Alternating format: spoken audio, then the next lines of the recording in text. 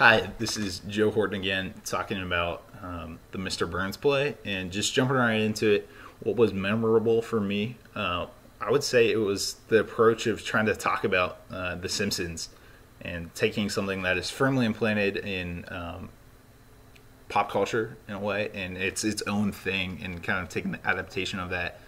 I thought that was kind of weird. I'm a big fan of The Simpsons, so that might have been one of the reasons I wasn't a huge fan of this play because I don't think it did The Simpsons part justice.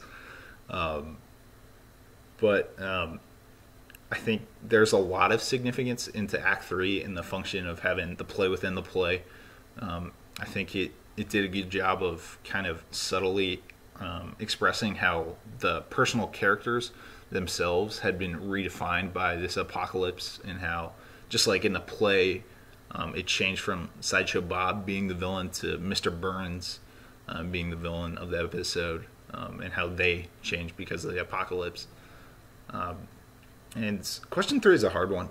This play was not as easy for me to understand, but my takeaway from it was just that it was about people dealing with disaster, and whether that's an apocalypse or a personal level disaster, and how that redefines who you are, and bits of that can change, and kind of figuring out and grappling with what hold are you holding on to, what's essential, and what is going to be changed radically or mainly because the result of a disaster. And for question four, I think you definitely needed to see Cape Fear to understand the play more. I think if you didn't know what they were talking about, it would make the dialogue a lot more confusing. And honestly, I think that pressed the dialogue for me because I was like, how are they going to piece this together? Definitely in Act One, but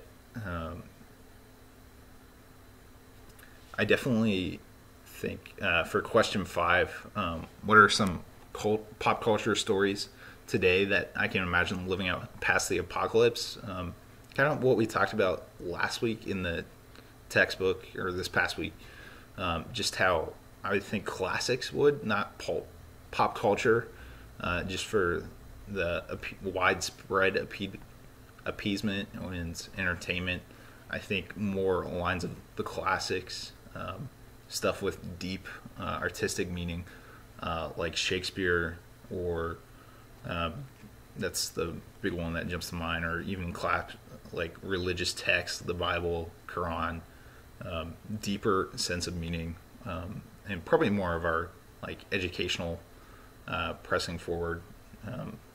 I think is a big culture thing, and I don't think the small insignificant things like The Simpsons and A Light Away would get pressed forward, just because I don't think that is who we truly are. I think we're obsessed with it as a society, but I don't think that's who we are, and I don't think it's who we're meant to be.